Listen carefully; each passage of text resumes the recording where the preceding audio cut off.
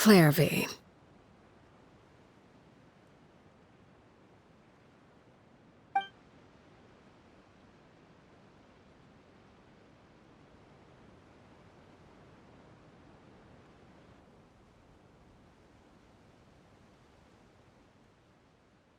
Can we talk now? I've been waiting for a super long time. You really are Perry, aren't you? I haven't seen you in so long. How come you're all grown up? Wait, did I somehow travel to the future on accident? Or am I dreaming? What a long dream. Neither. You died, Clervie. That's what happened. You could have at least sugarcoated it a little.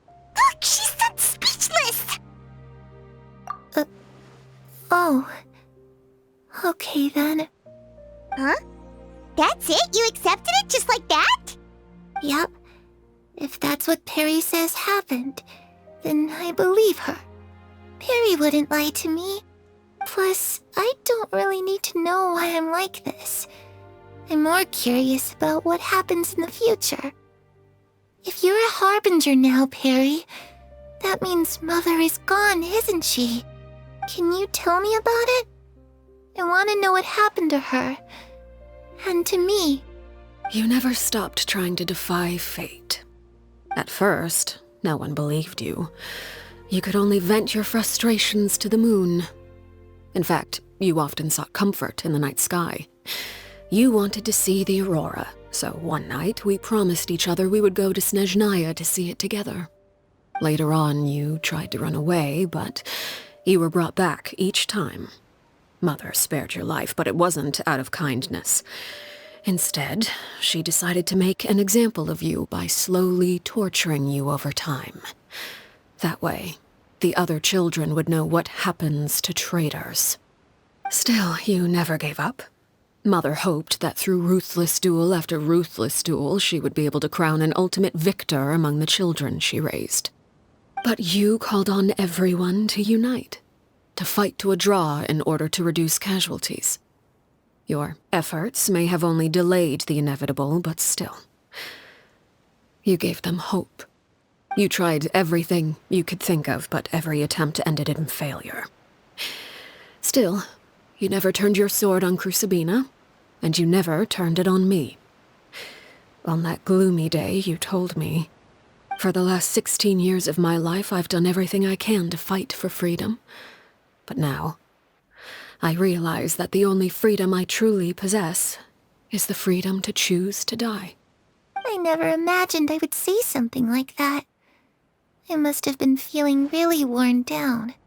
But somehow, I still think I understand. According to Mother's plan, only one of us was going to make it until the end. And I always hoped that person would be you. If I could do it all over again, I still don't think I would make a different choice. Even when I first met you, I knew you'd be able to do what I couldn't. Is that so?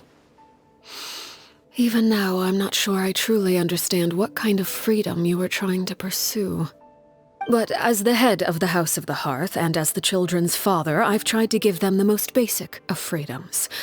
The freedom to choose their own fate. It's something I discussed with the Iudex of Fontaine. The children who want to leave the house will have their memories wiped clean of all secrets pertaining to the organization. In return, they will be allowed to live a normal life in Fontaine without being prosecuted for their past. Of course, I won't simply hand freedom to them on a silver platter. They have to fight for it and prove themselves worthy of it. Only freedom that is earned has true value. That's more than enough. That's exactly the kind of life I was fighting for. You know, Perry, I think you're a pretty amazing king, and a really great father, too. I'm really happy that you're the one who took over the house. I guess I do have one regret, though. I still haven't seen the outside world.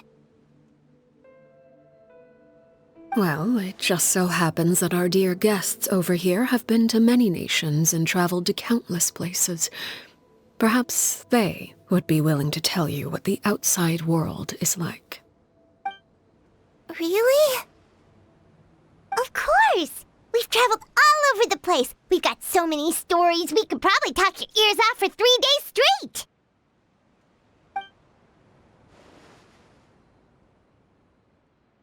You know, I used to dream of being a bard. Playing the lute while singing into the winds of freedom. Even if there was no one there to listen, I would have continued to sing no matter what. Ah, that's where Mora comes from. I never knew that before. If I had some Mora, I would buy 3 new dresses. One for me, one for Perry, and one for Mother. It's just too bad Perry doesn't like wearing dresses. And Mother, well, she probably wouldn't accept something like that either. I guess I'd just have to keep them all for me then. I could wear a different one every day.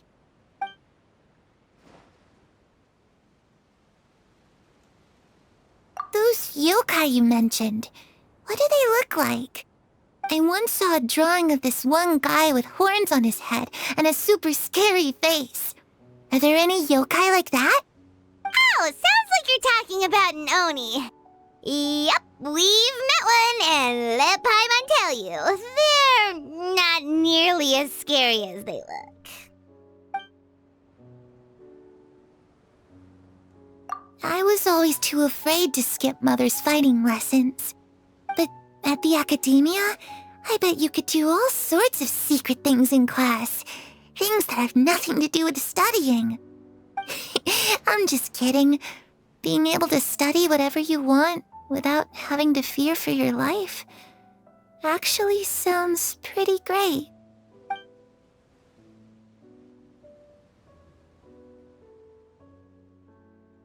The situation was super dangerous. Lenny and Lynette were accused of committing a crime, and they were going to have to stand trial at the Opera Epicles.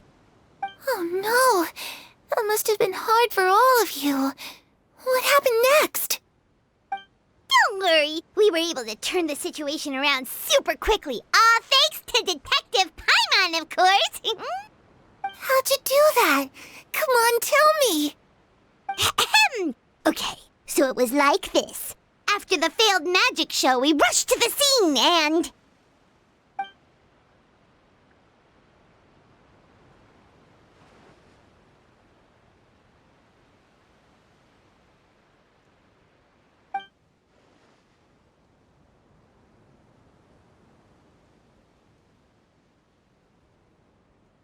Shadows don't have the capacity to learn or grow. Any new information they encounter is quickly forgotten over time.